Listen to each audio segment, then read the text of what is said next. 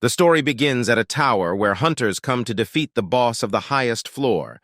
Similarly, a knight climbs up to the highest floor of the tower and challenges the boss. He recites some spells and says that today he would enact judgment and kill the boss. Our MC, who is the main boss of the tower, finds this knight very noisy, so he simply cuts his hands and legs and kills him. Our MC refers these hunters as his toys because they are a plaything to him. Throughout the years, many hunters have came to challenge the boss of this tower, but all of them met the same demise. Another old man comes to the boss room. He is a rather busy man as he doesn't have much time because today is his marriage anniversary.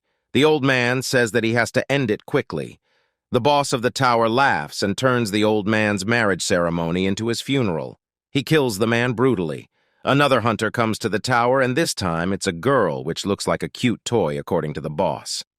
The girl asks our MC whether he is the highest floor's boss of this tower. The boss replies saying yes. The girl says while making a cute face that it's a relief that he found him here because she got lost in this tower a lot, but suddenly the girl attacks the boss while screaming like a madwoman. In the next moment, the boss beats the shit out of her and holds her like a rabbit. The girl cries and asks him to spare her. The boss says that's not gonna happen because he is quite mad right now. Our MC says that it's a fact that all these toys die by his hands while cutting another hunter's body into pieces. Our MC introduces himself as Baphomet, the ruler of this tower, and the person whose profession is to identify the value and grade of these toys. The moments when toys visit him are the events which gives him the greatest thrill, and also they are the moments of greatest despair as well, because all his toys broke down easily, and the current toy he is holding right now is no exception. The door at the top floor will never open to Baphomet, and in other words, he is unable to go outside to the world where his toys live.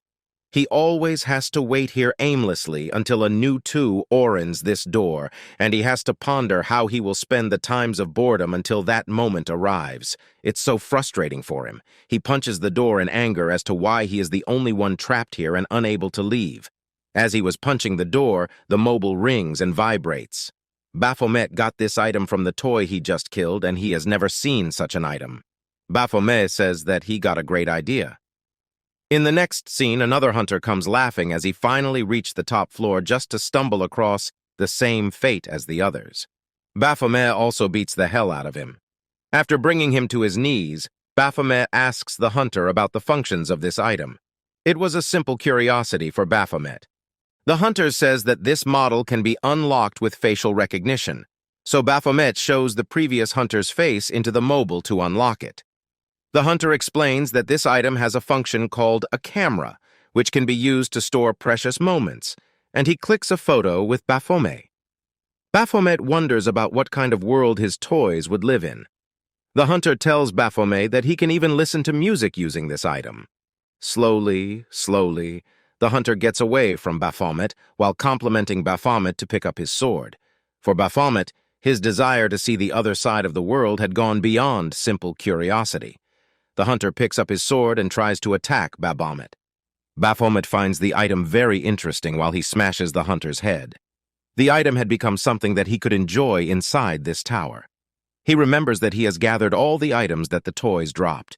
He opens up a diary where he sees AV code references, but he thinks of it as a collection of masterpieces of 3 stars. He thinks of it as some trash and throws it away. He looks at all the items he has gathered until now. He wonders how these items are used, and something upon seeing some items he was able to know how the toys live. Baphomet lies down while listening to music on the smartphone. But there was a problem, he felt. The more he came to know about the world of the toys, the more his desire to see the real world, not the illusion before his eyes, grew. In the world of the toys, there is a superstition that a being called God grants them wishes. If a God really exists, won't he grant Baphomet's wish as well? He wonders. Baphomet thinks that it's not like him to get goosebumps for just acting so pathetic. He feels that the tower is howling, which means someone is approaching the top floor. At this point, Baphomet didn't expect anything because this toy is going to get broken quickly anyways, so he decides to finish it quickly. A hunter approaches the top floor, and unlike any other, this hunter glares at the boss, and without wasting lingering, he attacks Baphomet. Baphomet blocks his attack with his giant spear. The hunter used blue flame to attack Baphomet. This kind of a fight is something that Baphomet has wished for dearly. Baphomet smiles as he faces someone of the highest grade among his toys. Baphomet blocks the blue flame using a shield which is covered by chains. Both of them fight vigorously, and Baphomet is getting fired up. He is feeling the emotions which he had forgotten. Baphomet creates 3 magic circles from which the chains attack the hunter. The hunter jumps backwards to dodge the attack. All this time, Baphomet had wished for this type of battle. Presently, he is feeling fun. Baphomet tries to attack the hunter from his back, but the hunter kicks Baphomet and throws him to the ground. The hunter charges forward with his sword and blue flame. Baphomet is feeling envious of the toy, but he doesn't know the reason why. Baphomet screams while making a barrier around him and spreads his black feathered wings. He flies and attacks the hunter with his spear. The hunter dodges the attack and gets behind Baphomet. The hunter swings his sword at Baphomet. Baphomet creates a shield with the chains. Baphomet finds it's hard to think that he would lose to a mere toy. Baphomet throws a bunch of weapons at the hunter. The hunter uses his blue flame and sword to deflect all the weapons. Baphomet says that he is the lord of this tower, but an unknown person suddenly appears at his back and says that even if he is the lord of this tower, that doesn't change the fact that he is still trapped in here. That unknown person draws Baphomet's attention as a result. At that time, he didn't get to focus on his fight. The hunter gets in front of Baphomet and releases a strong attack using his blue flame. Baphomet activates his barrier. This mere toy is trying to defeat the lord of this tower, Baphomet wonders. Baphomet's barrier disappears and the flame starts to affect him. For the first time in his entire life, Baphomet feels that his opponent is a human, one that is free and strong rather than a mere toy. Baphomet wants to become like the hunter, too. He would like to escape from his place, to become free and strong. He wants to become a human. Suddenly, a main quest arrives telling Baphomet that if he kills the hunter who is named Raven, he would get a reward which would grant him the desire that he wished for. Hunter Raven plunges his sword into Baphomet's body. Baphomet gets defeated, and Hunter Raven gets a message from the system telling him that he has cleared the Tower of Abyss and instructs him to depart from this tower as it would soon crumble. Baphomet's eyes follow that Raven is getting out of the tower, and then we see an unknown hand holding the sword. The tower crumbles, and the dungeon cleaners arrived at that area. They find corpses everywhere, so they wonder how many hunters died attempting to clear the Tower of Abyss. They notice a sole survivor without any clothes and standing in front of them. They call out to him to ask whether he is fine after such commotion, but the man they are talking to is confused in his own thoughts and dilemma. He thinks that he definitely died back there, but now he understands that he killed Raven, and now the once lord of the Abyss Tower has become a human. The checker asks the man whether he is the hunter who cleared the tower and asks for his name to run a background check. The man smiles and says that his name is Baphomet. The main quest that would grant Baphomet's desire that he wished for is now completed. Hunters are people who fight against the monsters that exist inside the gates and towers. The position of hunters wasn't that great until that day, when the incident of the gate shock happened. The phenomenon that occurs when a tower isn't dealt with for a long time, resulting in monsters breaking through the gates, eliminated 1/3 of the world's population. After that incident, people started to train hunters to clear the towers. Baphomet, as the ruler of the Tower of Abyss, most of the hunters died in his hands. The one who was captivated by humans and chose to become a human himself. However, the people mistook him, who came out alive, as a hero who cleared the Abyss Tower. The people wanted to see the heroic powers he possessed, but, unfortunately, he had lost his powers. He got degraded to the con artist of the century, from the ruler of the tower to the idol of the underworld. He had become the backstreet leader of the dungeon Quarry. In the quarry of some dungeon, a new hunter goes to join the mining team. An old man who is also in the mining team greets the newcomer. He tells the novice that he doesn't need to get nervous because the work is not that difficult. It's just simple labor that requires strength. The newcomer notices that this quarry is massive.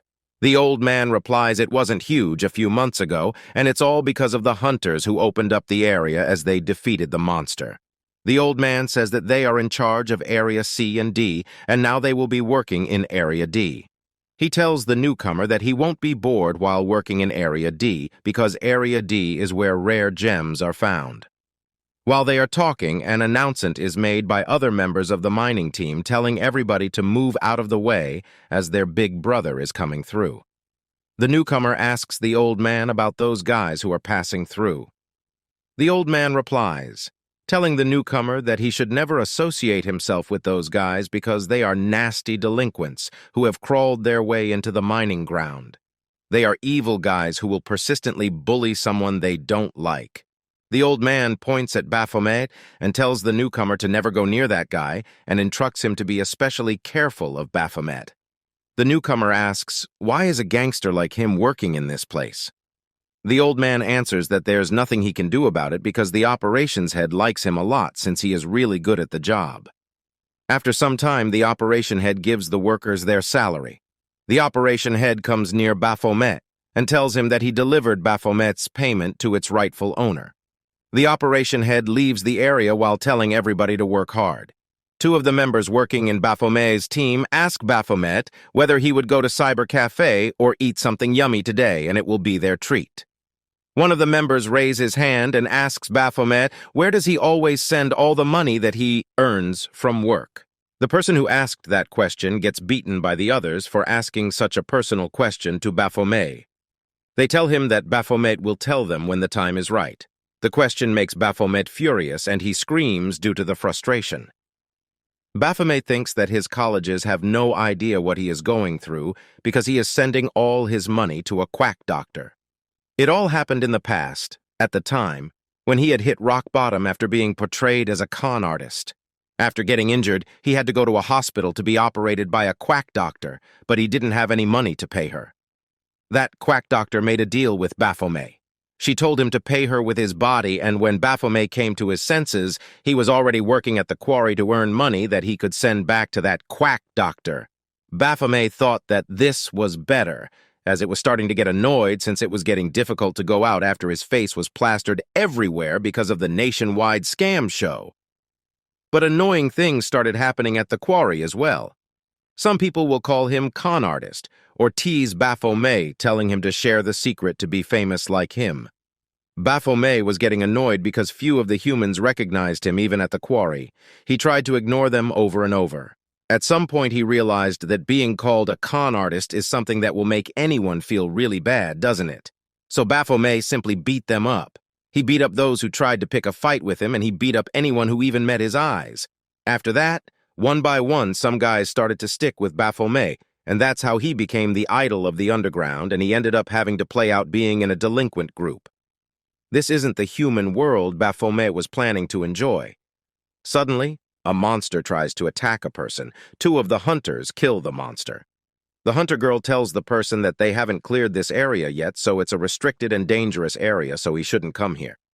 Baphomet notices the hunters with envious eyes. He realizes that he doesn't want this useless power to beat up humans. He wants his old powers back. The reason he lost his power might have something to do with him turning human, Baphomet conceives. Baphomet wonders why would he try to become a human like that guy Raven, a strong and a cool one at that. One of the members in Baphomet's team says that Baphomet is way cooler than those hunters. The other one says that the hunters would have been normal like them if they didn't awakened, then a 1 versus 1 would have been a piece of cake to them. After hearing all of these talks, Baphomet smiles. The members ask Baphomet whether he is thinking of something nice, as he is smiling right now. Baphomet notices that he was smiling unconsciously. Right now, Baphomet was feeling something that he has felt before. He is getting the same feeling when he used to play with his toys in the tower. The feeling known as enjoyment. Could he have been longing for power to feel the enjoyment that he felt in the tower? Baphomet wonders, however, now he can feel it even if he doesn't fight. Baphomet comes to a single conclusion that he can feel this kind of pleasure because he has become a human now. The yellow hair guy asks for Baphomet's name. Baphomet replies that he had one, but he doesn't use it anymore. The yellow-hair guy replies that the fact Baphomet's got some kind of backstory is kinda cool and tells Baphomet that he can use his name. The guy says that his parents put their heart and soul into coming up with the name, but he couldn't use it, so he insists Baphomet to inherit his name. As the guy tells Baphomet his name, a sudden fire from his back covers the dungeon. Baphomet loses his senses for a moment. He wakes up and checks for any injury he might have got, but he witnesses people getting burned by the fire. He notices that his friend who suggested Baphomet a name is lying dead near him. Baphomet falls on a sudden despair because again his toys got destroyed, but this time he is feeling anger for them. He becomes furious and thinks he would kill the person who had ruined his fun.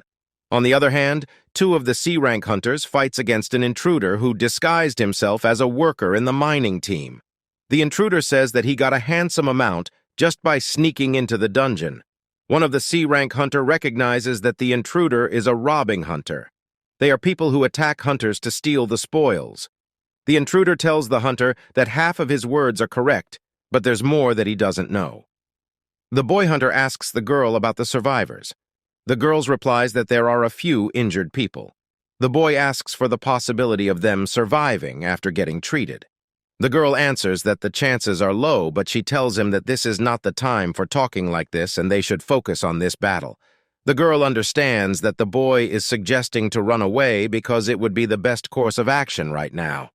The boy explains that the person they are facing now is a B-rank hunter whom they won't stand a chance against.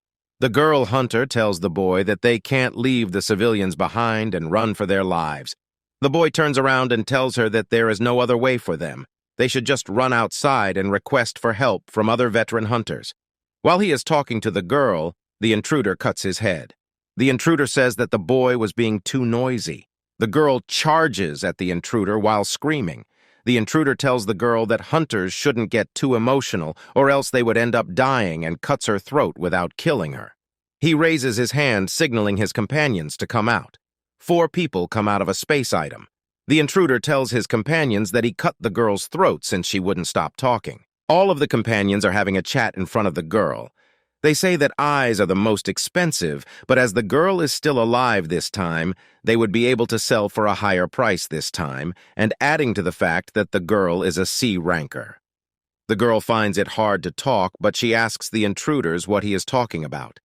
The intruder replies that he told them before that only half of the information was right and the rest was wrong. He explains that they masked themselves as the robbing hunters, whereas in reality they are people who sell people's body and organs. The girl gets totally scared and cries. The people notice that the girl is crying too much. They tell her that nobody will come to save her even if she cries that much. They tell her to give up because nobody would dare to challenge them. The first intruder tells the girl if somebody comes to save her, and if it happens, she would have already used up her luck for an entire lifetime. As he was telling this, he notices one of his companions' head being cut off in front of his eyes. Baphomet enters the area and is very furious. In the past, he received a notification telling him that he has completed a hidden quest. The quest gives him a portion of the power he desired for feeling anger on behalf of a human. At present, he is feeling anger for the bug that willfully destroyed his toys. In the past, when he came to the area, he found a sword. He picks up the sword, and the system notifies him that using an item which belongs to another person will decrease him performance to 0%. But suddenly, the main world system gets an error, and the blue covering of the system becomes red. The red system, who was in Baphomet's favor from the beginning, notifies him that his passive skill Master of Weapons has been activated, and the skill Weapon Theft has been automatically used due to the activation of the passive skill Master of Weapon. Baphomet then cuts the head of the person who is holding down the girl. The leader of the intruders turns around to see who has come in their area. Baphomet blames the intruder, saying that he has ruined Baphomet's toys. Toys? The hunter questions. Baphomet answers that he is talking about the survivors. Baphomet again asks the intruder if they willfully killed the survivors. The intruder replies that Baphomet is too old to be playing with toys now. Baphomet charges forward. The leader orders his other companions to get into position. The leader thinks that the so-called bully in the backstreet dungeon was a hunter, so he decides to check Baphomet's battle strength. The intruder smiles because he is getting too many prey today. Two of the hunters attacks Baphomet, but Baphomet deflects their swords using his sword. Baphomet then stabs one of the hunters. The other one becomes angry and tries to attack Baphomet. Baphomet blocks the hunter's hand, pins him down, and decapitates him. Baphomet glares at the last intruder who is left to be dealt with. The intruder, who is a B-rank hunter, smiles upon seeing Baphomet's skill. The hunter tells Baphomet that he would give him a passing grade for such skills of his. He attacks, and Baphomet blocks his attack. The hunter asks for Baphomet's rank. Both of them swings their swords at each other. The hunter perceives that Baphomet might be above C rank. The hunter's sword passes by Baphomet and slightly scratches his cheek. The hunter asks Baphomet why he is hiding here disguised as a bully. The hunter assumes that Baphomet does some similar kind of work as him. So, he apologizes to Baphomet because he beat him to it. The hunter charges forward, but this time he decides to reveal his true powers. He swings his sword so fast that Baphomet couldn't notice how he was getting beat by his sword. The hunter's attack becomes like a wind. The hunter tells Baphomet that he doesn't have the ability to handle him because the chainsword technique he is using now is a counter to the people who go around trusting their physique. He adds that this technique is now effective against people who don't have any experience in fighting a hunter. Lastly, he tells Baphomet that he is a precious resource, so he will specially cut him and finish him off. Suddenly, Baphomet notices something and deflects it with his sword. Baphomet's passive skill, the outburst, has been activated. The system notifies that because of the serious bleeding, Baphomet's ability will increase by 15%. The hunter gets shocked because all his attacks are being deflected. As he is thinking about it, Baphomet punches him so hard that the hunter flies away due to the force. The hunter is now in a pretty bad shape. Baphomet, without any lingering charges, straight at the hunter with his sword. The hunter blocks Baphomet's sword while thinking how come Baphomet has this much power left. Baphomet again tries to attack the hunter, but the hunter dodges it. As the hunter is dodging, Baphomet's speed increases due to the buff in his abilities, and he appears right in front of the hunter in a matter of seconds. The hunter notices that Baphomet isn't even hesitating and realizes that Baphomet's physique is superior to his. Then, they again starts to fight vigorously. The hunter thinks he would win if the battle drags on for a longer period of time, so that Baphomet will have to use up all his strength, and that's how the hunter predicted that he would win. But a mere glare of Baphomet scared him half to death and questioned the hunter's judgment. The hunter realizes that the thing he is fighting is not like any other human, but something else. Baphomet cuts off one of the hunter's arms and tells him that he cut this arm for the sake of the guy who'd always been pushed to the front lines. Baphomet cuts another arm, and this time he says that this arm is for the sake of that guy who was always quiet. He cuts his left leg for the sake of that guy who always had a food on him. The hunter begs Baphomet to stop. Baphomet cuts his other legs for the guy whose name is Cha-Min-Woo. Lastly, Baphomet cuts the hunter's body and face as repentance for making Baphomet angry. Baphomet couldn't control his anger and started to slice the hunter's body again and again. It is all happening because of Baphomet's passive skill outburst, which activated Baphomet's berserk mode, and now he is killing like a madman. Baphomet feels hot throughout his body and his mind is searching for a live human. He finds the girl hunter who is still alive. He hears an unknown voice in his head telling him to kill that human because he is a being that was created in order to kill the humans. Kill them, the voice repeats. As he is about to kill the girl, a person tells his manager that he found some survivors, but it is strange because one of the survivors is trying to kill the other survivor. They get confused because they couldn't understand whether the thing which they are looking at is a corpse or minced meat, due to the brutal way in which Baphomet killed that person. They see Baphomet and think that the person they were looking for is not him. Baphomet, who has no control over his mind, notices two humans and quickly tries to attack them, while the manager says that he has seen Baphomet's face somewhere. Baphomet screams at them and says the word die. The manager tells Baphomet that keeping him alive was quite difficult, so the manager can't let Baphomet die now. The manager sends Baphomet to sleep with just his finger.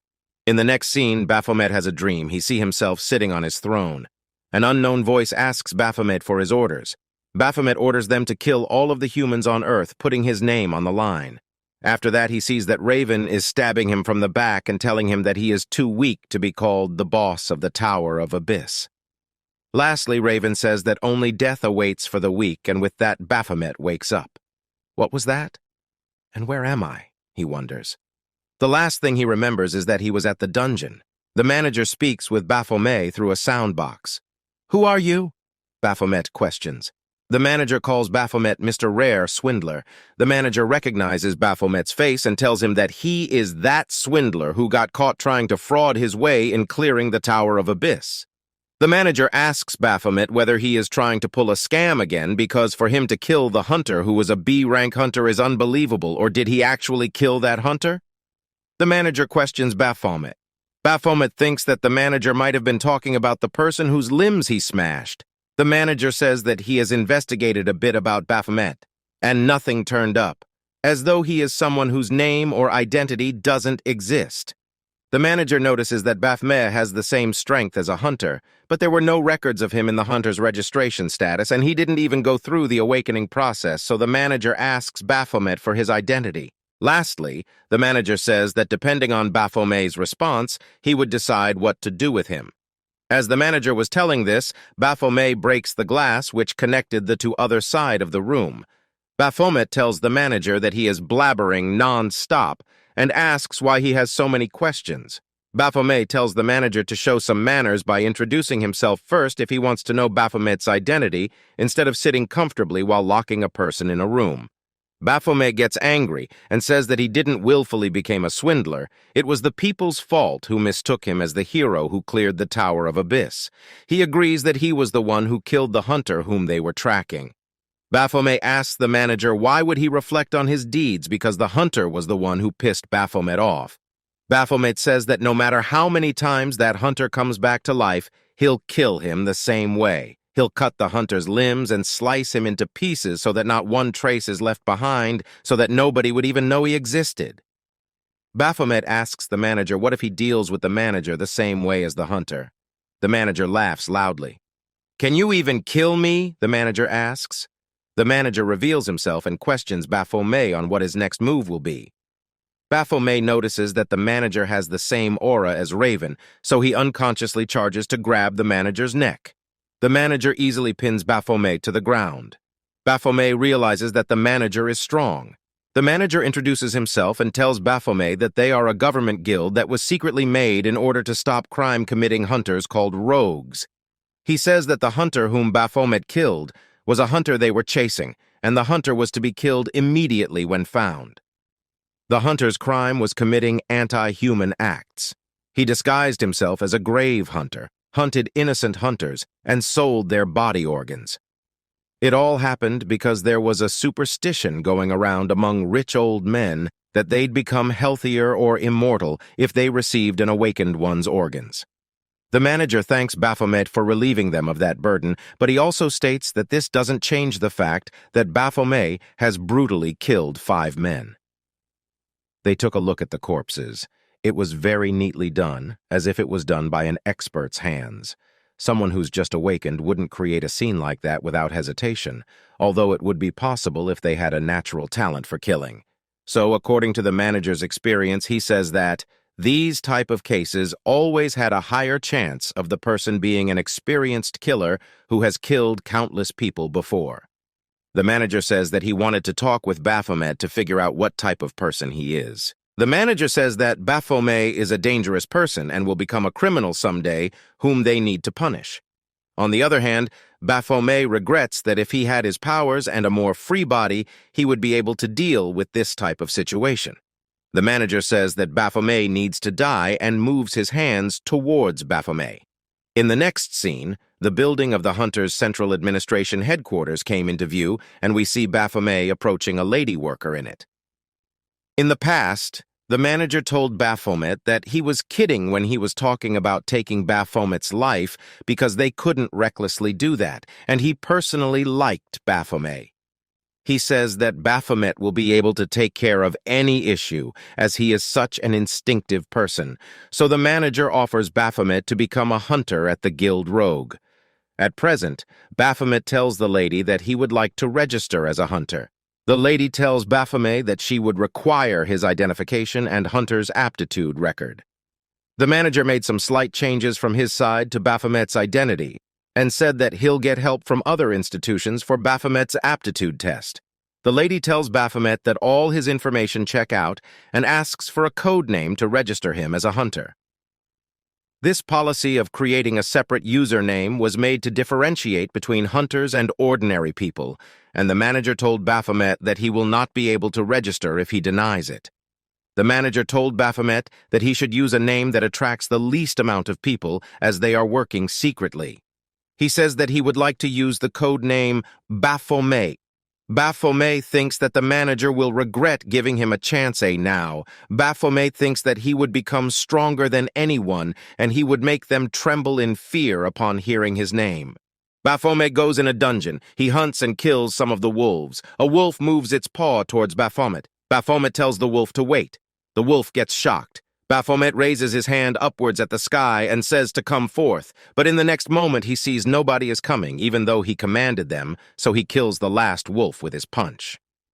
Baphomet gets out of the dungeon while noticing that his previous strength hasn't fully returned. He looks at the system and wonders why during the time he lived in the tower and even now that he has become a human, the system always demands things from him. He thinks that he would never get any answers, so he walks away. As he was thinking about a way to regain his previous power, a voice coming from behind him asks, "Are you that Baphomet?" Baphomet turns around. He sees that the manager is telling him that he is an attention seeker through a phone. The manager asks what kind of a lunatic person will use the name of a tower's boss as his code name. The manager tells Baphomet that he definitely told him not to draw any attention. Then the manager tells him that the investigation results for the Tower of Abyss have come out, and the hunter Raven was the one who actually cleared the Tower of Abyss. That's why the situation has gotten worse, because the top hunter of South Korea died after sacrificing his life to kill Baphomet. Lastly, the manager says that now they have to deal with this. Baphomet replies that he doesn't care what other people think about him since he has already heard enough from them to make him sick and tired of it. He says that he just needs to get stronger so that gossiping people around him won't dare to open their mouths in front of him. The manager tells Baphomet that he only talks big and asks whether he can handle it now. If Baphomet's answer is yes, the manager tells him that he can directly experience the consequences of his actions and says that he would see him on the Jeju Island. Baphomet arrives at the Jeju Island with the hunter that the manager appointed to keep a check on Baphomet. Baphomet sees the sea, which he had seen previously in the item from the tower. The hunter tells Baphomet that they would need a taxi now, but Baphomet is so amazed to see the sea that he runs towards the sea in excitement. Previously, the hunter asks the manager why he is keeping a person near him who couldn't be trusted. The manager replies that the work they are doing doesn't require a normal person. It requires a person who is lacking enough to be twisted. Then he orders the hunter to keep an eye on him, and if Baphomet tries anything foolish, he just needs to deal with him. Baphomet sees a boy with blue eyes.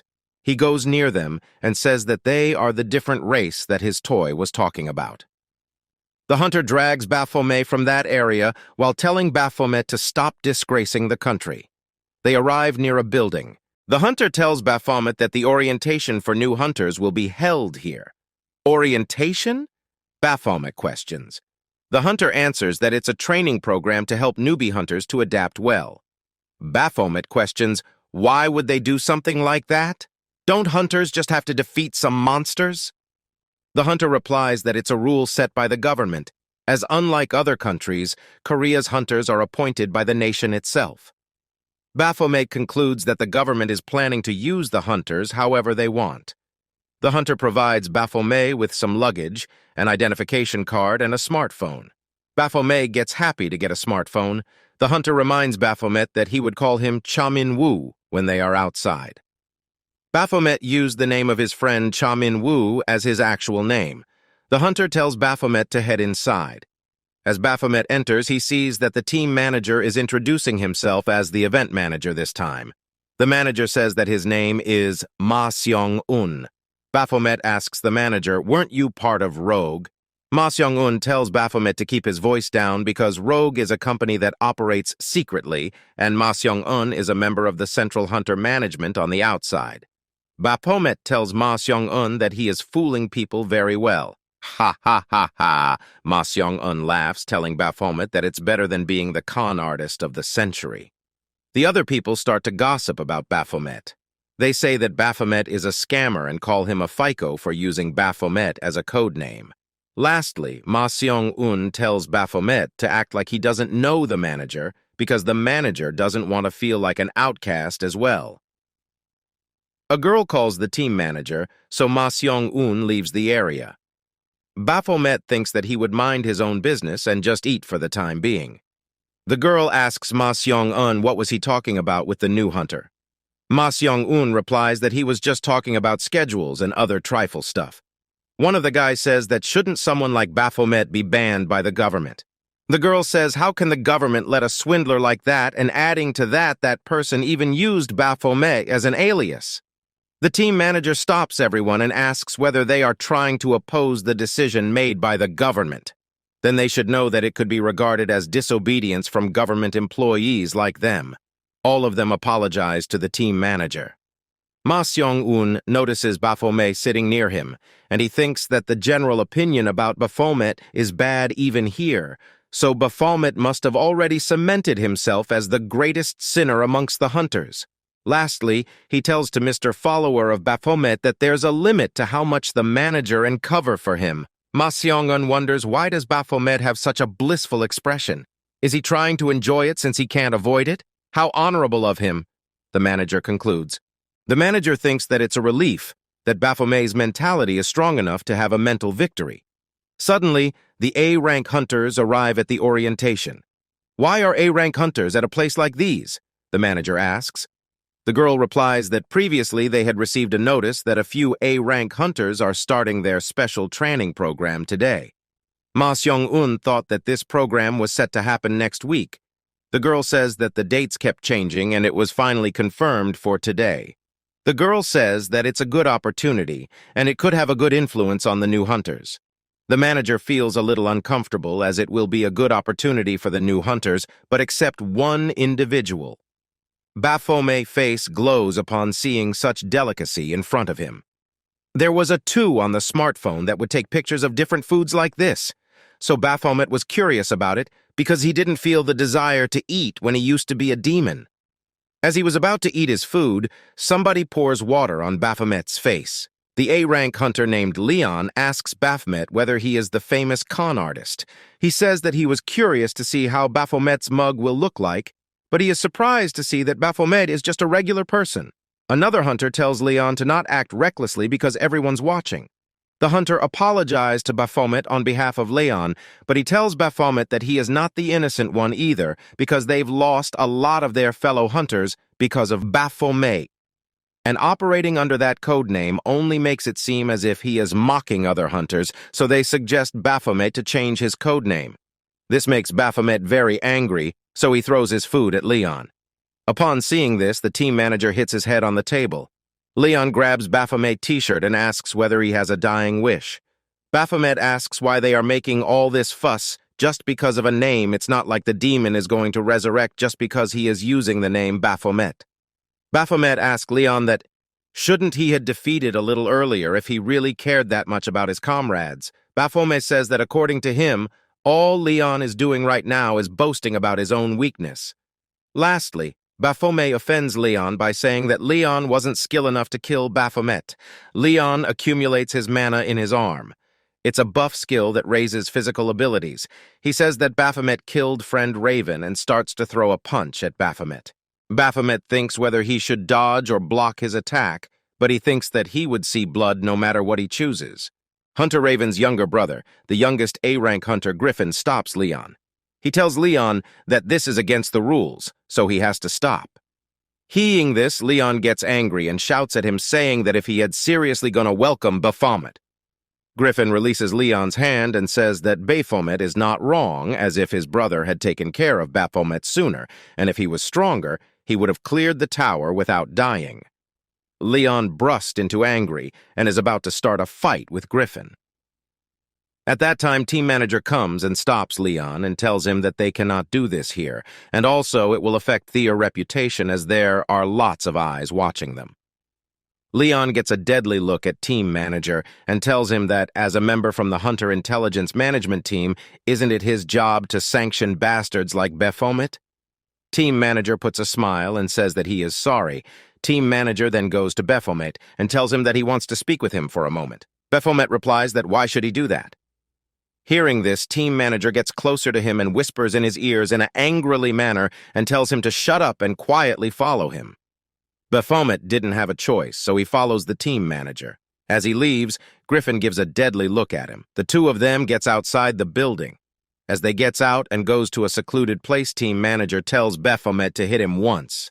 Baphomet thinks that the team manager has gone crazy. The team manager shouts at Baphomet and tells that this all happens because he recruited someone like him and this all his fault, so he tells Baphomet to hit him.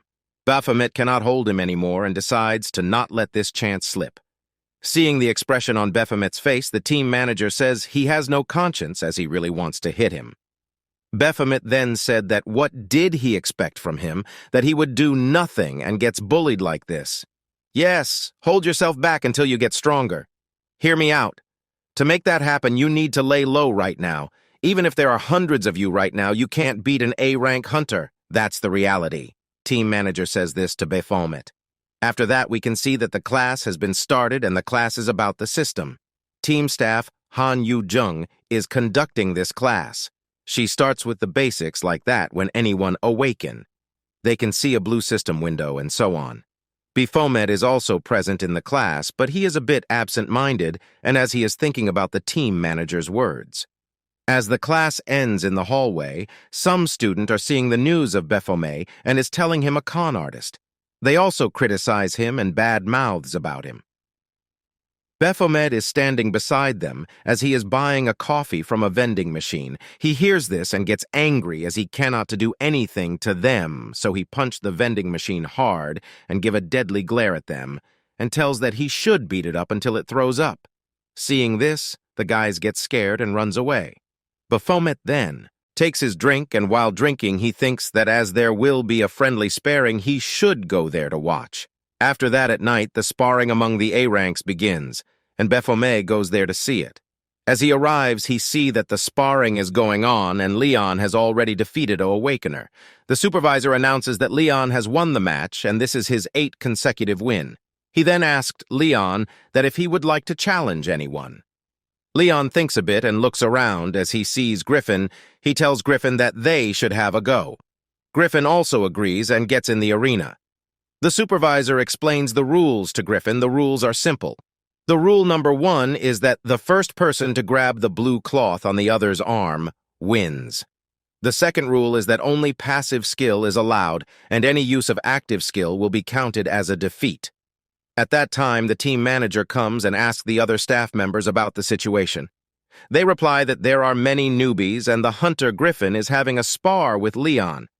The ladies all talks about the looks of Griffin and asked team manager that how old is he? Team manager replies that he is young, he is currently in the 2nd year of his middle school. The ladies get surprised to hear this. On the other hand, the fight between Leon and Griffin starts. Leon tells Griffin that he will test him a bit to see how much his skills has grown. Griffin then throws a kick, but Leon dodged it and counterattacks. Griffin is also agile, so he easily dodged and tries to grab the blue cloth, but he failed as Leon leans back. The sparring between them is very intense. Griffin and Leon both trying their best to grab each other blue cloth. Leon is patiently watching Griffin's movements and tries to find some gap in it. After a while, he finds a gap, and as he is about to grab the blue cloth at that time, Griffin uses his agility and gets behind Leon.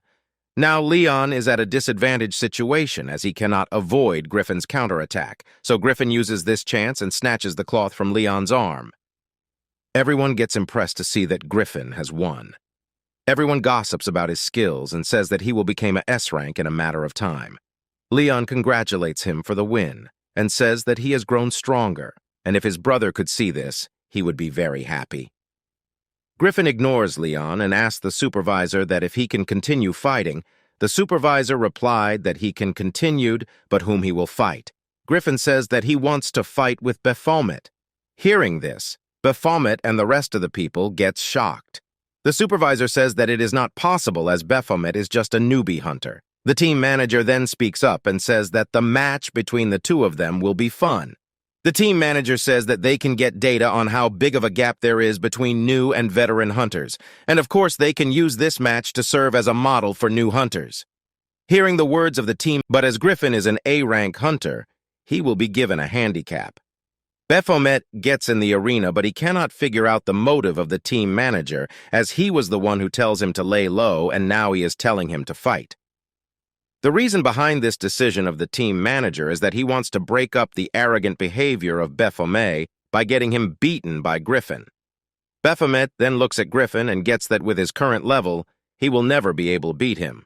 But before giving up, he wants to have a go. While Baphomet is standing and thinking at that time, Griffin rushes towards him and throws a punch at him. But due of Baphomet's battle experience, he quickly blocked the punch with his arms. But this is not enough to save him, as Griffin has already come up with a plan. He garbs Baphomet's hand and throws him on the ground and launched a deadly punch. Baphomet moves his head a bit and the punch lands on the ground and makes crack on it. Seeing the face of Griffin, Baphomet gets that he really wants to bit the shit out of him.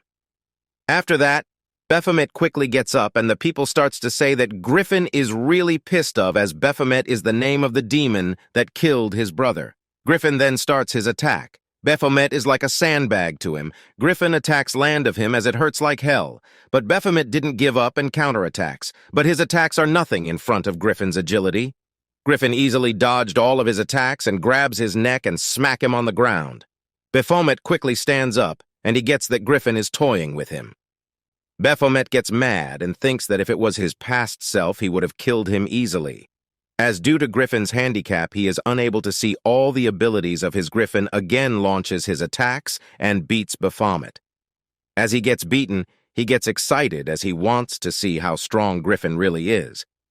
But seeing the face of his Griffin stops his attack and tells the supervisor that there is no point in continuing this fight.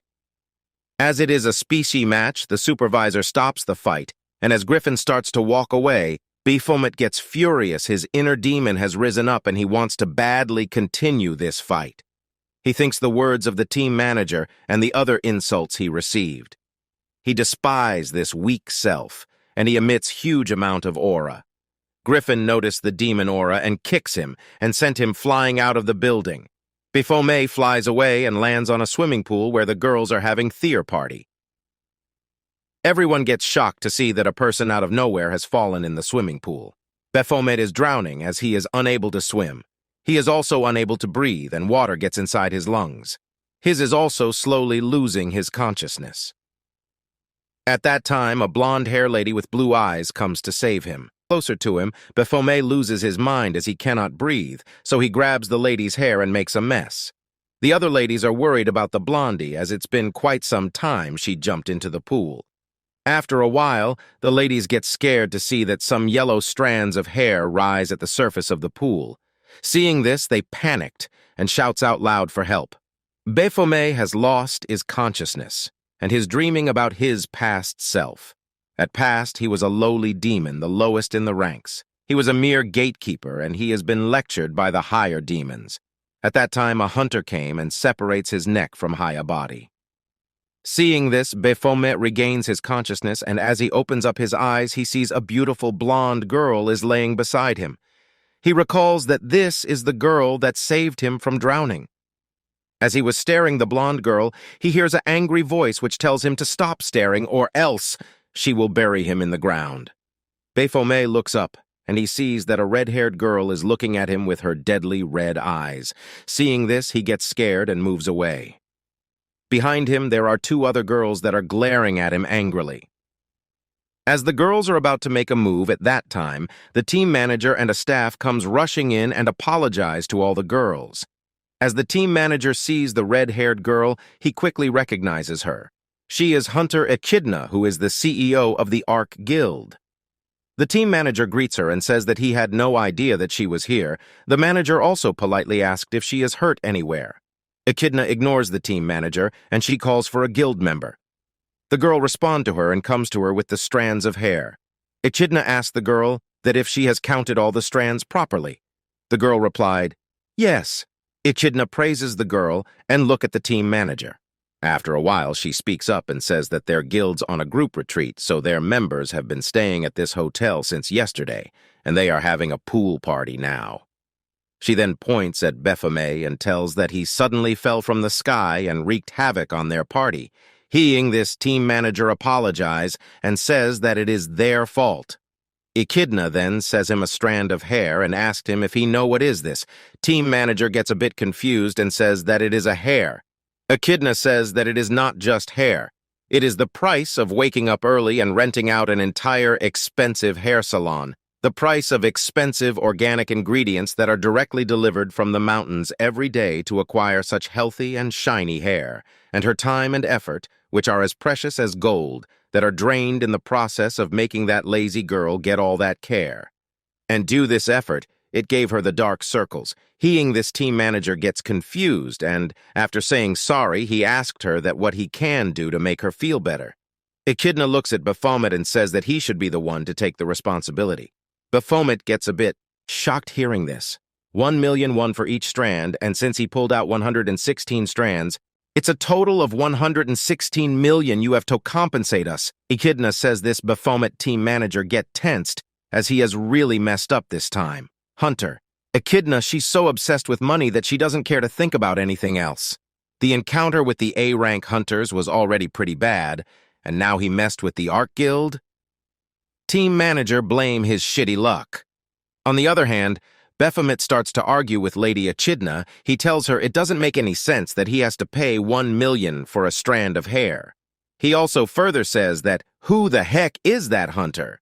Is she worth enough for me to pay that price? Hearing this, everyone gets shocked and asked him if he really didn't know who she is. Baphomet makes a face that he didn't have a clue. Seeing this, the girl starts to says that the blonde girl's code name is Valkyrie. She is an S-rank hunter and also popularity rank #1 by a mile. She has amazing skills and visuals. She is also a #1 commercial model. She's a celebrity who can get whatever she wears and uses sold out. While the girls were telling this to Baphomet, Lady Echidna stops them and tells them that there is no need to say all of this to a newbie hunter. Echidna then threatens Baphomet to compensate her while she is being nice, or else he will not have a peaceful life as a hunter. Echidna then puts some offer in front of Baphomet. She says that he can pay her in parts if it's too big of a sum for him to prepare right away, or she can get him a job so he can pay her back using his body.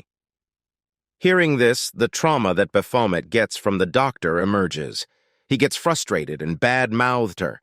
He then shouts at her and tells her that it is the fault of the team manager as he didn't take proper measures, and it is also the fault of the guy made him fly out with his kick.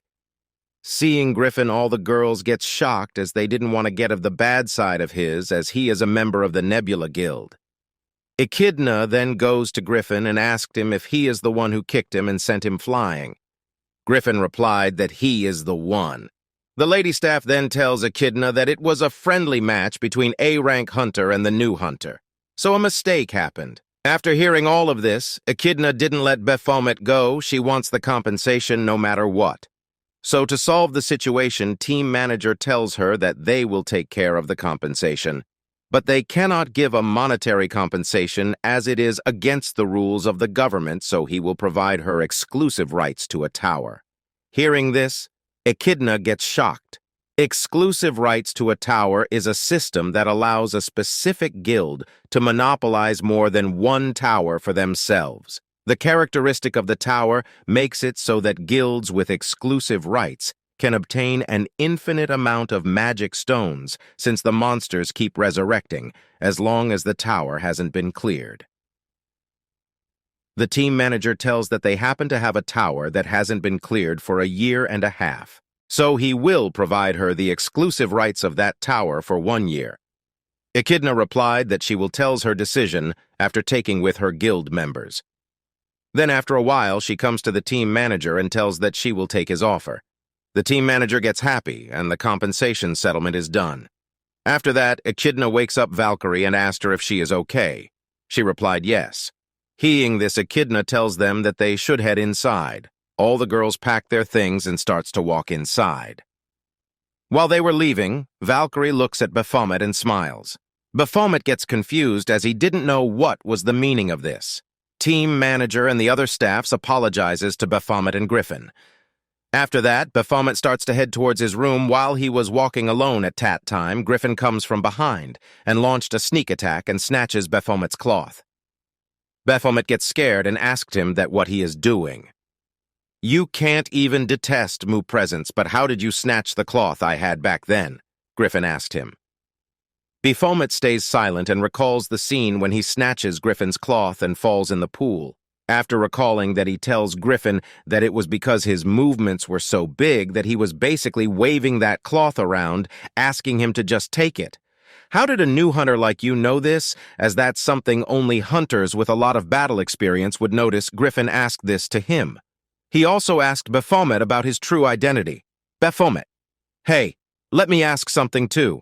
You were acting on your emotions when you picked me, right? Because I'm arrogantly using the name of the monster that killed your brother. Should hunters be so sentimental?" Griffin tells him not to change the topic and quickly answer his question.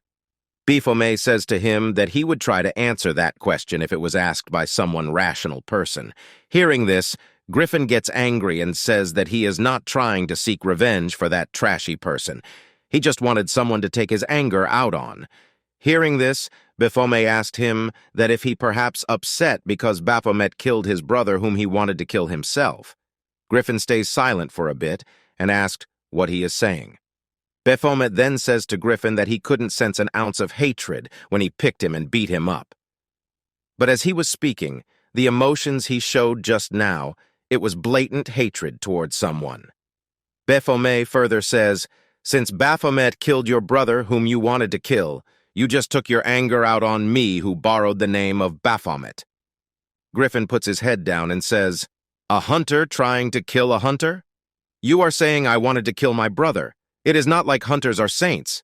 They can most definitely kill people, though I have no way of knowing why it was a pair of brothers who share the same blood." Baphomet says this: "Griffin, then let me change the question. The killing aura you emitted toward me at the end. There's only one place you can feel a killing aura like that, either in a dungeon or a tower, and that too, only from the highest grade monsters. How does a human possess the killing aura of a monster? The answer does come out when I think about it.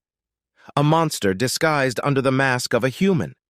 Hearing this, Baphomet burst out in laughter, and after laughing for a while, he looks at Griffin and says that he is really an interesting toy. He also asked Griffin that what would he do if he is a monster. "If you ask a hunter about a monster, then they are subjects to be killed on sight," Griffin replied. Baphomet: "Then if I really am a monster, our relationship would be one where we'd have to kill each other like you said?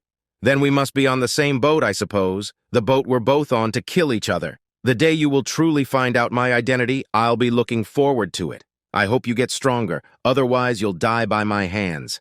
Saying this, Baphomet gets out of there. Then, after the orientation ended, team manager Seong-un takes Baphomet with him and goes to an undeveloped area. Baphomet asked him that where is he taking him. Seong-un replies that as he has been living in net cafes and sauna, so he has found him a place to live in. After a long walk, Seong-un stops in front of a shabby house and tells Baphomet that this is the place he will be living in. The both of them gets inside the house. The yard of the house is very dirty. Moss is grown everywhere and is covered is dust. The house itself is very old. It is a traditional Korean house, but it looks like a ghost dean. Seong-un thinks that Baphomet would be mad to seize this house. But he gets shocked to see the reaction of Baphomet. He is very calm and says that it is a pretty nice house. The weeds can easily be removed, and the large size is nice. This will be good enough for use after a few modifications. Baphomet says this. His reaction is a bit shocking for Seong-un, so he asked him that why isn't he complaining? And did his head actually get messed up after falling in the pool back then? Hearing this, Baphomet gets angry and said that he is totally fine. After leg-pulling session ended, Seong-un gets serious and asked Baphomet that if anything has happened to him after the first orientation. Baphomet tells nothing major has happened to him, but wherever he goes, GE has been followed by Hunter Griffin. Griffin has continuously kept an eye on him. While the two of them are taking at that time, someone peeks on them from outside the house and whispers that a new young guy has come and they will do as properly this time. Baphomet sensed someone present, so he looks at the door, but by that time the person has already hid himself. Seong-un asked Baphomet that if something is wrong. He replied that he felt someone was standing outside the door, but as Seong-un did see anyone, so they dropped that topic and Seong-un commences the briefing. Seong-un sits and tells Baphomet that he feels sorry for making him work right after the orientation ended, but there's no one who can execute this task better than he can. He then says that one mentor is assigned to a group of 4 new hunters to help them adjust to actual battles, and now Baphomet's task is to monitor the mentor. Baphomet gets angry as he wants a mission to kill, not to monitor someone. Do you know what lure hunting is? You might know it as a term used in gaming, but it actually refers to the method of hunting by luring prey to another area. There's someone pulling the strings. We have to push the associates to the edge if we want to find clues about the one behind the scenes. Seong-un tells this to Baphomet. Hearing this, Baphomet replies that if he has to dig for information about that mentor and catch the mastermind, say something that makes sense. If the mentor's a B-rank hunter, then the one backing him would certainly be over B rank. Your level is just about B rank, so how will you catch the mastermind? Seong-un says this. Seong-un further tells him. Yet they are hunters who kill hunter, and that's why Baphomet has to get closer to the mentor so that he can get informations about Thierhead and all the crimes they has done. And if they find all their criminal records, they can bring them down instead of killing them. Then, as according to plan, Baphomet is assigned under that mentor. Baphomet goes to the park early in the morning, and there he meets the mentor and 3 other new hunters. Seeing Baphomet, the mentor says that feels honor he meets such a famous person. He then introduces himself. His code name is Quitch. He is a B-rank hunter who used to work as a freelancer, but his wife wanted a stable lifestyle, so unfortunately, he had to give up on that dream and became the government's dog. Seeing the face of Baphomet, Quitch asked him that if he is offended by his words. Baphomet replied that he is not really offended. Hearing his reply, Quitch says that he will now inform them about the precautions. While the mentor is explaining them about the precautions, Baphomet didn't listen to him as he is busy thinking that how he will get closer to him. After the explaining is over, Quitch takes them to a restricted area where the dungeon is.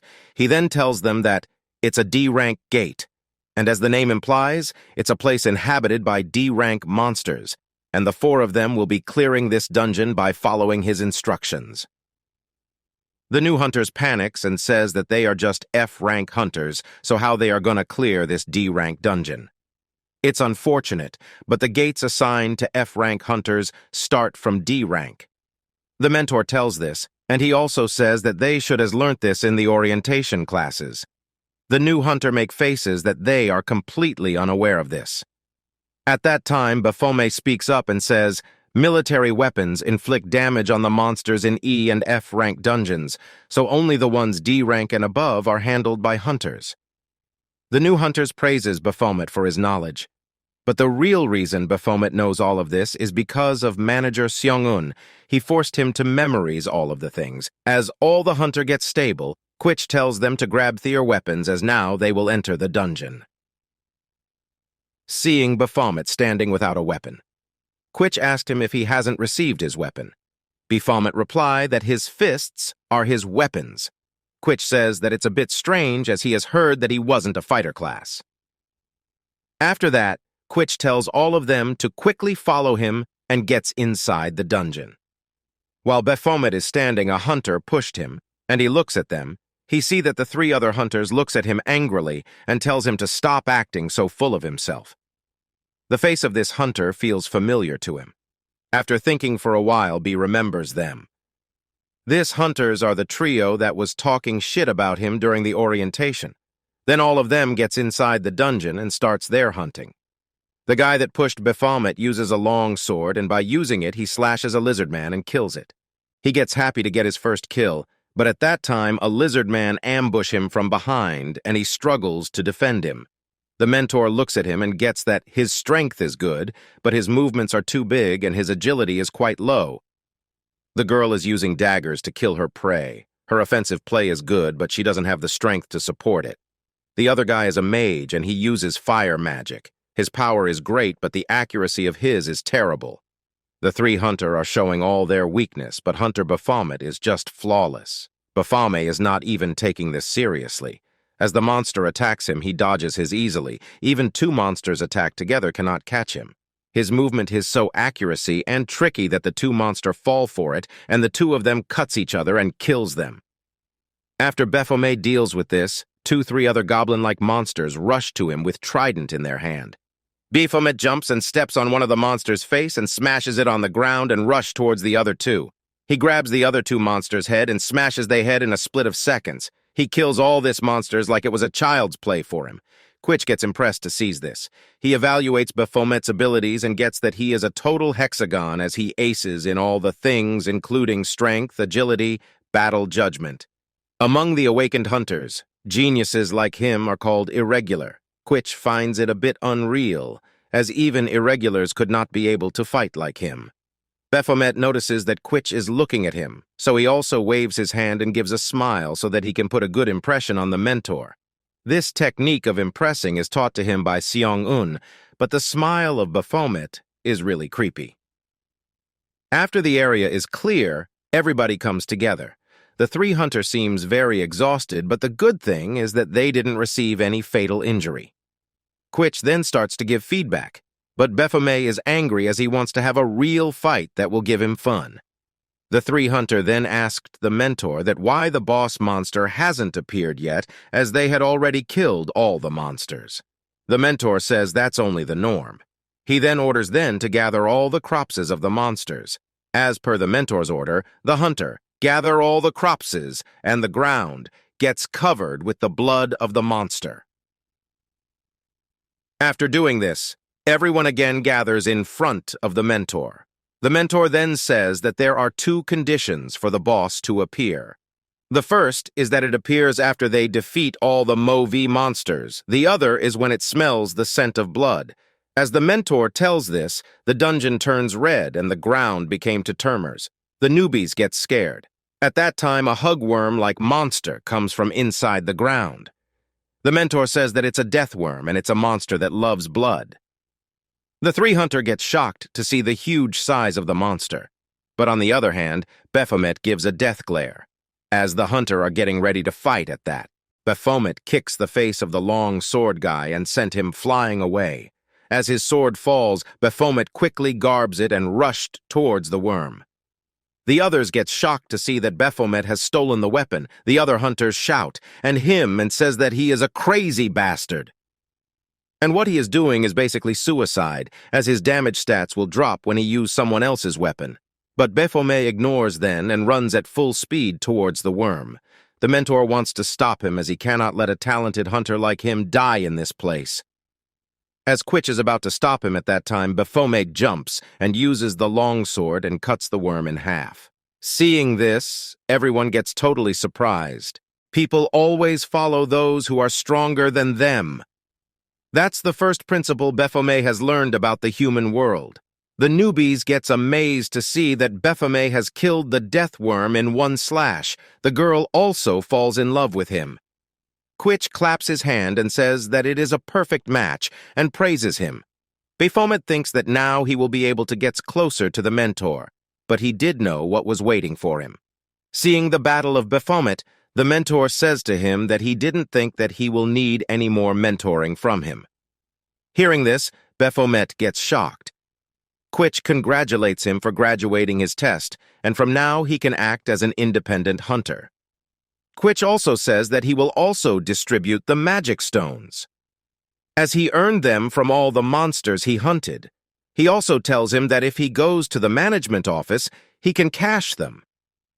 Baphomet tells Quitch to wait for a moment. He then says to him that he is not strong even to be an independent hunter, and the only reason he defeated the boss is because the boss was weak. He points to the newbie hunter and tells that they could also kill the boss easily. Quich looks at their face and tells Baphomet that it would be impossible for them to do so. He then tells everyone to pack up as the real practice for today ends here. He advises them to go to the hospital and check themselves if they have gotten any cuts or other injuries. The mentor then bids farewell to Baphomet and wishes him good luck in his hunter life. As they starts to leave, Baphomet didn't get that what he did wrong, as he thought that humans like to stay with stronger ones. As he was regretting his decision at that time, the girl comes to him and asked him for his mobile number. After that, Baphomet reported this incident to Seong-un. He also gets surprised, as he also didn't expect this to happen. In the meantime, Seong-un tasked Baphomet with another job. This is a job that Baphomet likes. This time he has to dispose a C-rank criminal hunter. As according to the task, Baphomet goes there and he quickly kills the criminal hunter. So, to get rid of the evidence, Seong-un tells Baphomet to take the body of the criminal hunter into a dungeon and clear that dungeon, as the body disappears along with the dungeon that automatically disappears after it's cleared. After the task is complete, Baphomet calls Seong-un and tells him that he has got many magic stones, and if he should exchange them for money and eat something good. After that, Seong-un asked Baphomet that if he is mad that he has failed the previous mission.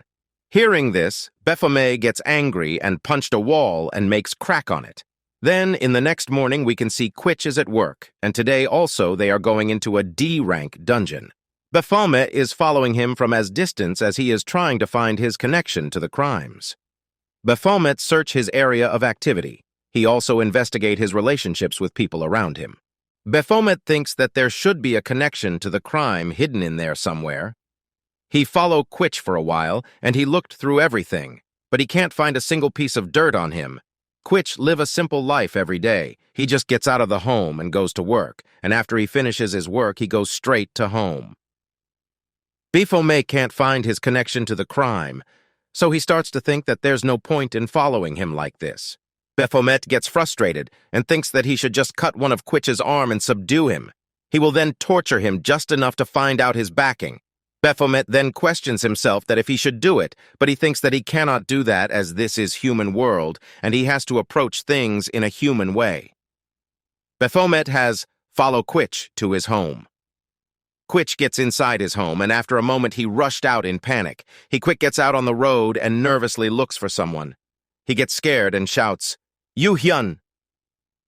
At that time, a lady comes and calls him dear. Seeing her, Quich clams down, and he hugs her tightly and asked her that why she didn't pick his call.